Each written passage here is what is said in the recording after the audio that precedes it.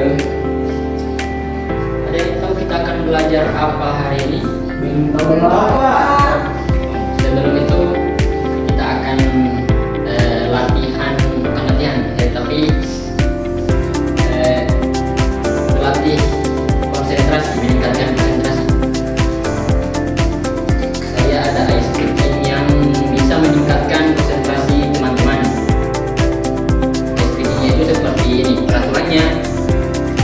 Ketika saya berkata,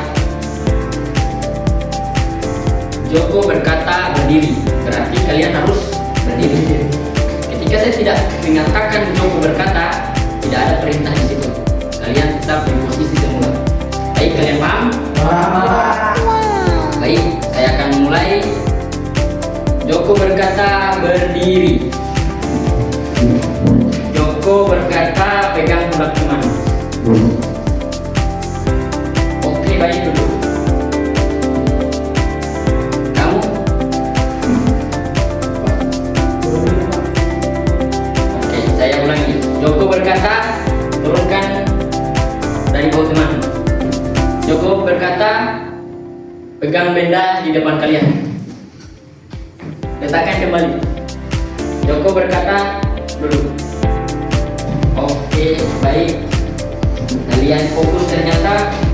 Baik, sebelum saya masuk ke materi, saya akan menyampaikan tujuan pembelajaran. Tujuan pembelajaran hari ini yaitu yang pertama, dengan menggunakan model discovery learning, peserta dapat menemukan informasi eksplisit pada teks cerita dan bisa menyimpulkan melalui kegiatan menjawab pertanyaan dengan cepat. Yang kedua, setelah menyelesaikan pembuatan buku ini, peserta didik diharapkan mampu memahami, menganalisis, memproduksi teks cerita rakyat sesuai dengan kaidah kebahasaan dan struktur berlaku, serta menginteranalisis nilai-nilai luhur yang terkandung di dalamnya. Oke, kita akan masuk ke materinya. Saya butuh satu relawan, siapa yang bersedia? Saya, Pak. Baik, untuk adik siapa ini namanya? Rizaldi, Pak. Oke, adik Rizaldi, tolong dibacakan.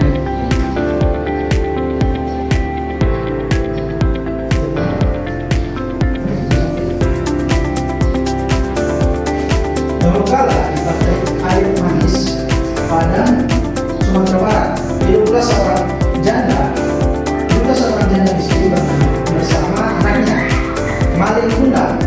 Mereka hidup sederhana dan Malin adalah anak yang rajin membantu ibunya. Ketika dewasa, Malin meminta izin untuk merantau mencari pekerjaan. Ibunya dengan berat hati mengizinkan dan mendoakan agar sukses. Tahun demi tahun berlalu, Malin tak pernah kembali. Suatu hari, Malin pulang ke kampungnya dengan kapal besar dan istri cantik. Ia kini kaya raya. Namun saat ibunya datang menyambut dengan haru, Malin justru malu mengakuinya sebagai ibu karena penampilannya yang miskin dan lusuh. Ia bahkan mengusir ibunya. Sang ibu pun sangat sedih dan kecewa. Dengan hati hancur, ia berdoa kepada Tuhan agar Malin dihukum. Tak lama setelah itu, langit gelap dan petir menyambar kepada Malin.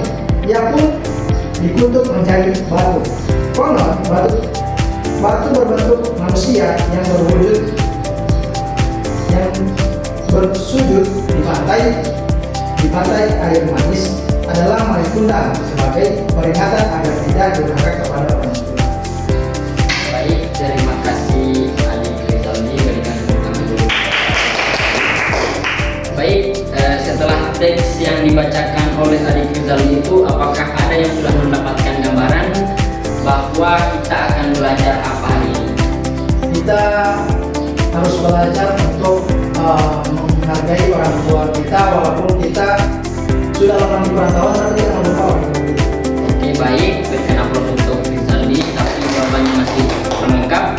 Ada lagi yang ingin melengkapi jawabannya? hari ini kita akan belajar teks apa yang tadi sudah dibacakan. Teks cerita Pak. Cerita apa lebih tepatnya? Cerita rakyat Pak. Bagus, teks cerita rakyat.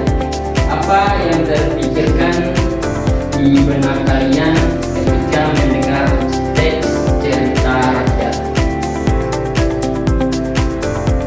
Apakah ada yang sudah atau ada yang sudah pernah membaca satu teks cerita rakyat? Sudah, bagus. Di sini ada yang tahu apa itu cerita rakyat? Ada yang tahu? Tidak ada yang tahu. Oke. Tolong dibacakan. Cerita rakyat adalah cerita yang berasal dari masyarakat dan diwariskan secara temurun dari generasi ke generasi. Cerita rakyat biasanya mengisahkan tentang kejadian-kejadian yang terjadi di masa lampau, baik yang bersifat benar terjadi maupun hanya rekaan semata. Cerita rakyat merupakan salah satu kekayaan budaya bangsa Indonesia yang perlu dilestarikan. Cerita rakyat dapat menjadi sarana hiburan, pendidikan, dan kelestarian budaya. Oke, baik, terima kasih Adik Gibrilia. Mengenai cerita rakyat. Cerita rakyat ini adalah cerita yang berasal dari masyarakat. Cerita ini adalah cerita lama atau dongeng atau mitos yang ada di kalangan masyarakat. Ada yang tahu dongeng atau mitos di daerahnya masing-masing? Ada yang tahu? Oke, silakan Adik Jeffrey. Saya itu tidak bisa makan sore karena tidak ada yang makan. Itu bukan dongengnya, itu hanya memang sudah tidak ada makanan dimakan sore, jadi sudah tidak ada makanan untuk malamnya. Iya begitu Pak. Itu hanya mitos. Terus cerita rakyat juga ini adalah bagian dari budaya untuk melestarikan budaya, pendidikan, terus ada sarana hiburan. Terus cerita rakyat ini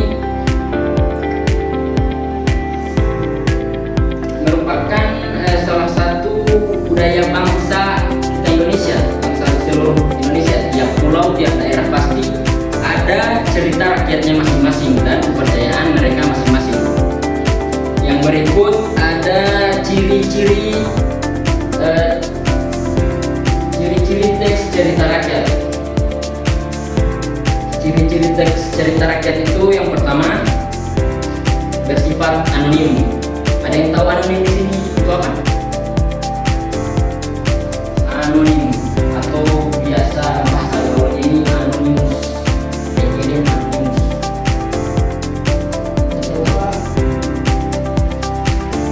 Anonim itu tidak diketahui. Yang berarti bahwa asal usul cerita rakyat tidak dapat ditelusuri pada satu individu atau penulis tertentu. Yang kedua, saya minta tolong kepada Muhammad Rizali membacakan poin ciri-ciri yang kedua. Baik, untuk ciri-ciri yang kedua itu mengandung nilai-nilai moral dan budaya.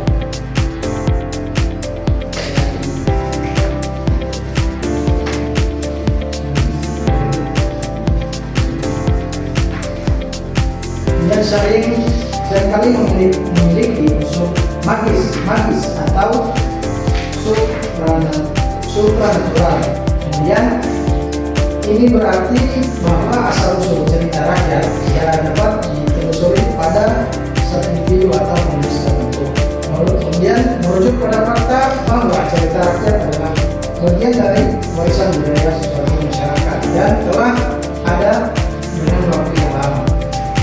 Kemudian cerita rakyat seringkali. Terima kasih Adik Rizali. Kemudian yang berikutnya saya minta tolong kepada Adik Jeffrey untuk poin yang ketiga.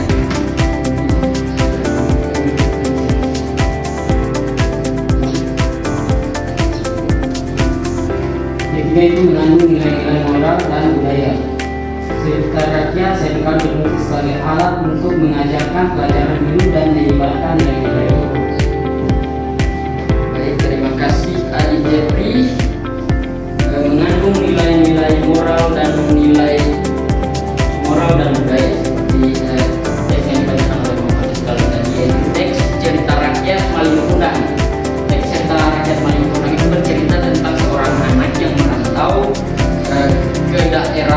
ke luar daerahnya, terus dia sukses di daerah lain, terus ibunya datang menjenguk si anak ini dengan pakaian si ibunya ini yang lusuh compang-camping. Terus si anaknya ini tidak mau mengakui bahwa dia ini adalah ibunya. Jadi ditutuklah si pria yang merantau ini, si maling kundang ini menjadi batu, sehingga menjadi cerita rakyat. Terus poin yang keempat saya ingin Adi Jepri membacakan.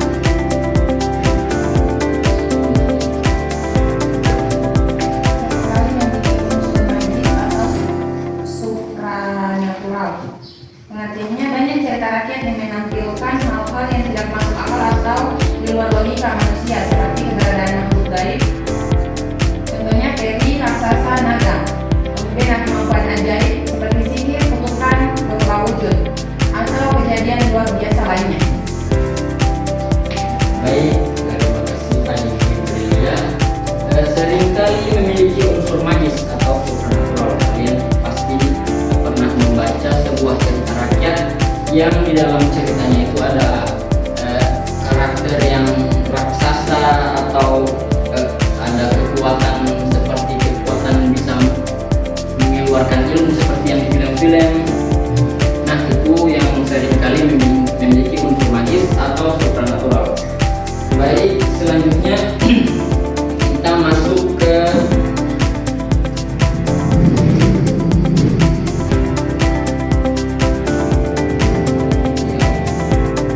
jenis-jenis cerita rakyat.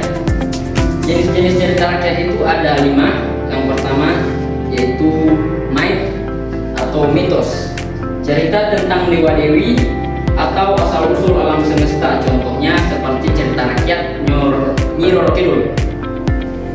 Yang kedua ada legenda, cerita tentang asal-usul suatu tempat atau kejadian.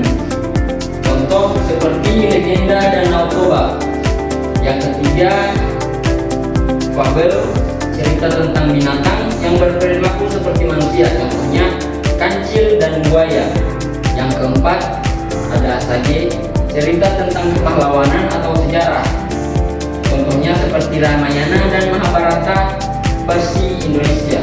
Yang kelima ada cerita jenaka, yaitu cerita lucu yang menghibur. Contohnya seperti si Kabayan.